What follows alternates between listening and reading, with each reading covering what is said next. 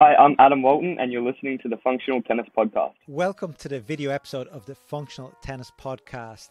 I'm your host, Fabio Molle, and every week I speak to players, coaches, trainers, experts working at the highest level of tennis. Today I speak to Adam Walton. Adam Walton is finishing up at the University of Tennessee, where he did his undergrad. He's finishing up with his master's, and he's made an impactful start to his pro tennis career, recently winning 2 ITF Futures followed by a semi-final. We chat to Adam about why he wanted to go to university, what he learned during university, how he dealt with pressure, how he balanced it all off court, his best wins, and we find out a lot more about him. It's a short but very impactful episode. I really hope you enjoy it. Before we start, a shout out to our podcast sponsor Slinger, who make the awesome portable ball machine. If you have any questions about it, please let me know. I'm an avid user, or you can head over to slingerbag.com to get more info. And next week we begin a new mini-series with Conor Gannon, who was Adam's teammate at Tennessee, and we're going to be following Conor's progress for every 2 to 4 weeks to see how he's getting on, and that's coming next week. But now let's jump into our chat with Adam. Here we go. Hi Adam, welcome to the Functional Tennis Podcast. I'm doing well. How are you doing? I'm doing really well, thank you. A lot of congrats for you. Congrats on your great college career. Congrats on your quick transition to the Pro Tour. And yeah, how are you feeling right now? I know you've come off a run of 2 Futures wins and a Future semis. That's quite impressive. Yeah, it was definitely a good start. I went to Texas as an alternate. I asked for a wild card into the qualifying, but did not get one. But I had housing there, so I took the chance on a flight. And I think I was like the 3rd or 4th alternate, and the qualies draw came out, and I ended up getting in the qualies draw. And then, went all the way to win it. And then from there, obviously got a special exempt into Cancun because I was late in the qualies there. Ended up winning that one too, which gave me a special into the next one, which I ended up making a semi. So it really panned out way better than I thought it was going to pan out, that's for sure. That's really impressive. And did you play many Futures while you were in university over the past 4 No, or 5 years? I didn't play many. I played a little bit before COVID hit. And then post-COVID, I lost my ranking because UTR came out with these big money tournaments that sort of had my interest. And so through the last 2 years, I've sort of neglected the Futures because I was in college, and played them money tournaments instead. Nice. Yeah, it's nice to come out of college and just be able to hit the Pro Tour hard. And like, what are you up to, about mid-600s already? Yeah, in I a think few mid-600s, weeks? yeah. That's good. Okay, well, let's throw it back. I spoke to Conor Gannon, one of your teammates from last year, on the show. Now, his episode goes out the week after yours, even though I spoke to him yesterday. So he's saying how much of a good guy you are. But what he did say was that when you went to university, it was really a late decision. It was made just before the year started. Tell me, what was your thoughts as a junior and your tennis career before you decided to go to university? So I went to high school I went to boarding school, and from there I thought I could just turn pro. I got up to about 60 in the world juniors, and then I was still in my last year of juniors. The year I committed to college and went to college, so I was kind of young, but I thought I could do it and realized that I couldn't do it. I was just not good enough, and I was really looking for a change because I sort of went on a bit of a down patch. I lost maybe 5 or 6 matches in a row, wasn't really enjoying the current situation and wanted to change things. And I knew that obviously schooling was important. And so I thought all of a sudden to come to the United States, and there was a rich Australian tradition at Tennessee, as well as my coach went to Tennessee and was the head coach at Tennessee for a little bit. So he really edged me to commit to Tennessee, despite us actually being ranked like 46th at the time of my commitment.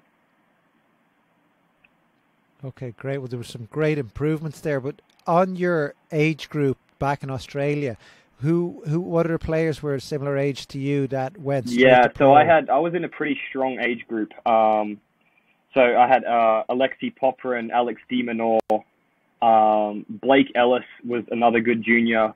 who hit it off pretty well in the pros at an early age. So I was in a pretty strong field, where I was never one of them top tier, as good as them guys anyway. And did you directly compare yourself to them and say, okay, well, I'm not that level. I'm going to university's the best. Yeah, for sure. I was not, in the top three. I was, as a 14 and 16-year-old, outside the top 10 in Australia for my age group. I never really got into it. And then I knew, once I got to the 16 age group, I started winning some ITF events, just like, within Australia and locally. Fiji, I won one. And so then my ITF ranking climbed, as well as my national rank. And I think my career high was around 17 years old. I think I maybe got to 4. Okay. And so first year in Tennessee, from what I've heard, that you really excelled, like you learned a bit in first year and then you really excelled after that. What did you learn in the first year, and what changed? Like what gave you belief to say you could be one of the best players in the US college I came system? into college pretty ordinary. I was at a team that was ranked mid-40s. We weren't, competing for titles. The culture was a little different. They were good guys, but they weren't, thinking professional tennis. I remember my first year, I played mid lineup for, a team that was, we were okay. And so I learned a lot. I didn't have my best year. I won some, I lost some. I was in and out of the ITA rankings as a freshman, never ranked very high. And it was also Chris Woodruff's first year as head coach. So there was just a massive change with it all. We had a new strengths coach. So the old guys also had to adjust to the new system, and then I was coming in, so I was adjusting to the new system.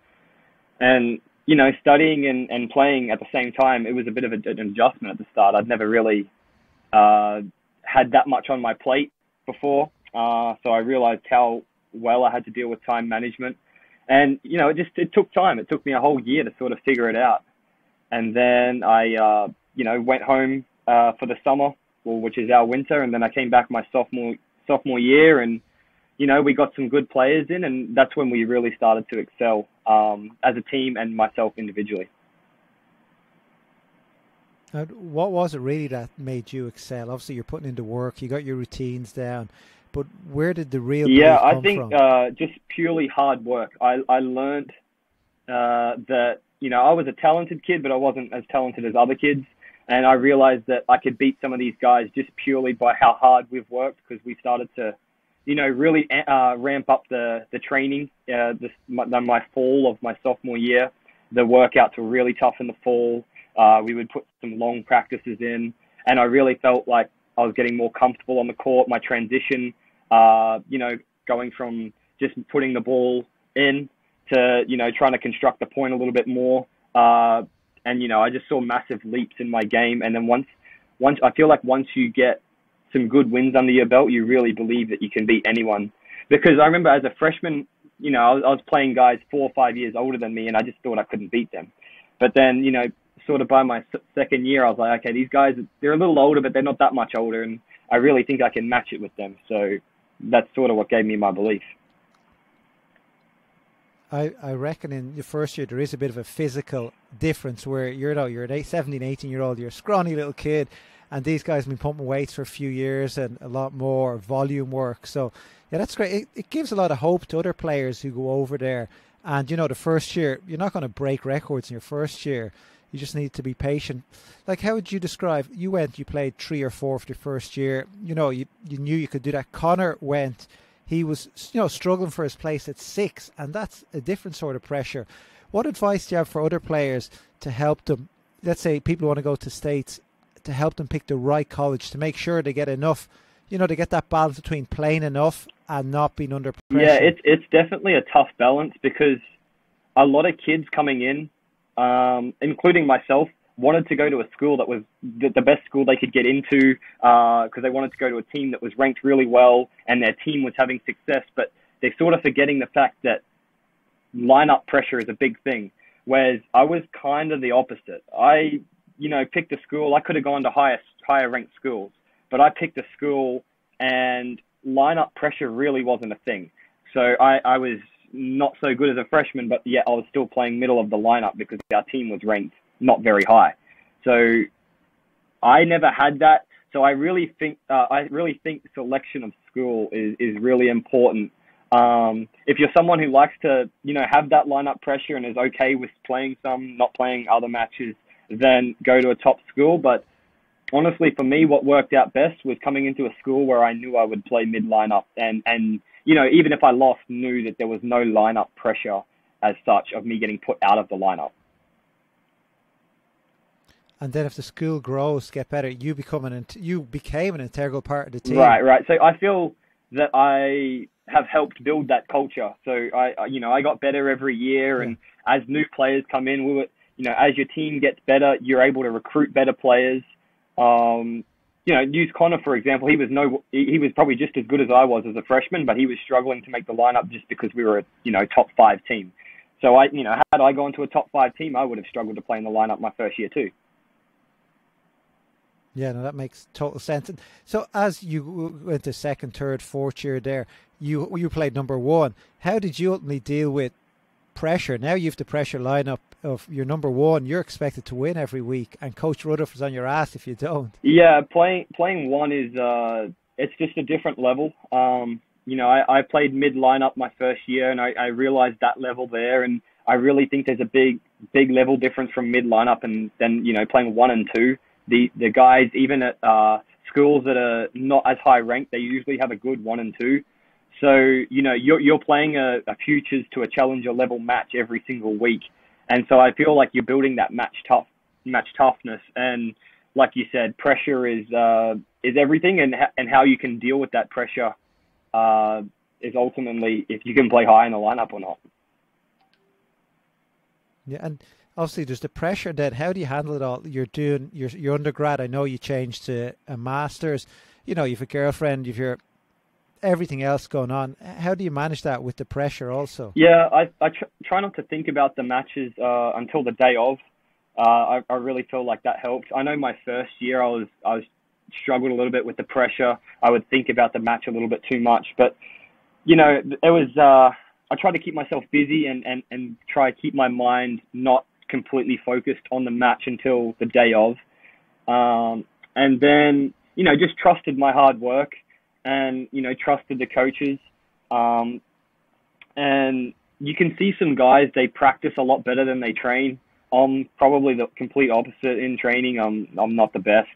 But, when it comes match day, I really feel like, I can get the most out of myself for sure. Nice. And Connor asked me to ask you, what motivates you? Yeah, it's you do go through patches where you're really motivated and not so motivated. But, I just tried to get a little bit better every day. That was probably my main motivation because, I didn't have aspirations of really going pro after my first year. I just thought I wasn't good enough. And then, each year I got a little bit better, a little higher in the rankings, and really thought it may be possible and I should give it a shot. And, once you're thinking professional tennis, you really try to do the little things right. So I was just, trying to do the little things right each day. Nice. And when obviously you just said there, initially you thought you weren't going to go pro. What did you think your career was going to be if you weren't a pro tennis player? Yeah, that's a good question. I didn't really think about that. I did kinesiology as an undergrad, so probably something in the sporting realm I would have stayed in, which I still might stay in. But I'm doing my master's in human resource management in the business school. So maybe post-professional career, I'll get into something in the business realm. I'm really unsure right now. So, yeah. You're not finished. You're nearly finished your master's. Right. I got 2 more weeks and then I'm done. So I've been this summer doing it online as well as playing as well as playing tennis. So it's been a challenge. Nice. So what's the plan now that you've 2 more weeks to go? Are you going to just futures all the way until you get to challengers? All tennis? Yeah. So I'm going next month to Cancun for 3 weeks before heading back at the end of August to Australia. And then we have a massive Australian swing of 25Ks in September, October, and then there's some challenges that if I perform well, I hopefully can have a run in them challenges. And then around November, I'll come back to the States. We have our Knoxville Challenger mid-November. Hopefully I can play that, stay here for Thanksgiving, and then hopefully get ready for the Australian summer. Nice. And you talk about going home. You've been away from your parents since you're about 14. That's correct. How tough has that been to be so far away? Yeah, you learn your independence pretty quickly. I went to boarding school and didn't know a lot, hadn't lived away from my parents. But it taught me to grow up. It taught me to be not so picky with what I ate, because if you didn't eat, you were hungry. So I felt like that really matured me up a lot. I was having to catch a train from school to training and then a train back. So, I was learning all these things on my own, how to book a flight, how to do all these sort of things.